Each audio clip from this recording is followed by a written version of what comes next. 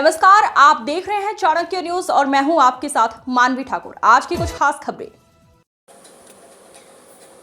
असम के शोणितपुर जिला के अंतर्गत शहीद डेक्याजुली में 33वां पूर्व डेक्याजुली रंगाली बिहू सम्मेलन आयोजित किया गया। आज दीप प्रज्वलन कर इस कार्यक्रम का शुभारंभ किया गया। उल्लेखनीय है कि पिछले वर्षों की तरह इस वर्ष भी व्यापक आयोजन के साथ 33वां पूर्व डेक्याजुली रंगाली बिहू सम्मेलन की शुरुआत की गई।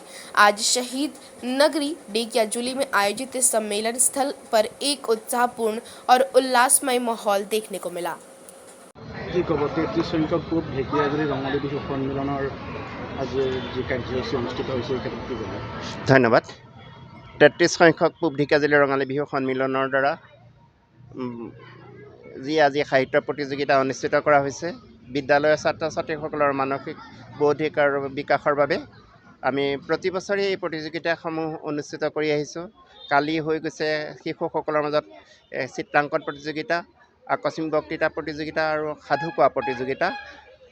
যথেষ্ট সংখ্যক শিশুৱে ইয়াত অংশগ্ৰহণ কৰি আমাৰ প্ৰতিযোগিতা সাফল্যমণ্ডিত কৰিছে আৰু আমি যত সফল হৈছে বুলি ভাবিছোঁ আমাৰ লক্ষ্য আৰু উদ্দেশ্য। আজি দ্বিতীয় দিনা আমি ছাত্ৰ ছাত্ৰীসকলৰ বৌদ্ধিক বিকাশৰ বাবে ইয়াত বক্তৃতা প্ৰতিযোগিতা, এজন সুবক্তা কেনেকৈ হ'ব পাৰে এই অনুশীলন কৰিবৰ বাবে আমি একোখন মঞ্চ দিছোঁ। মঞ্চ নহ'লে আমাৰ ছাত্ৰ ছাত্ৰীৰ নিজৰ প্ৰতিভা বিকাশৰ কোনো সুবিধা নাপায়। সেই উদ্দেশ্যে আগত ৰাখি আমি প্ৰতি বছৰে পূব ঢেকীয়াজুলি ৰঙালী বিহু সন্মিলনীয়ে একোখন মঞ্চ দিওঁ। ছাত্ৰ ছাত্ৰীসকলৰ এটা সুন্দৰ প্ৰয়াস কৰোঁ যাতে তেওঁলোকে ভৱিষ্যতে এজন সুন্দৰ বক্তা হয়।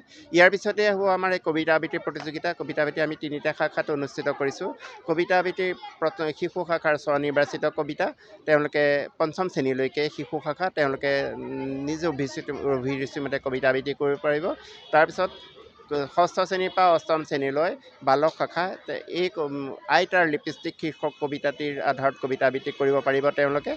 আৰু কিশোৰ শাখাৰ 9ম শ্ৰেণীৰ পৰা দ্বাদশ শ্ৰেণীলৈ ইয়াত হ'ব দেৱ উপায় শীৰ্ষক কবিতাটিৰ কবিতা আবৃত্তি কৰিব।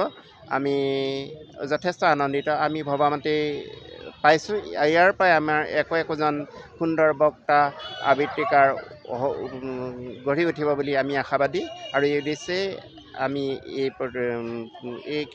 পৰিকল্পনা হাতত লৈছোঁ। ধন্যবাদ।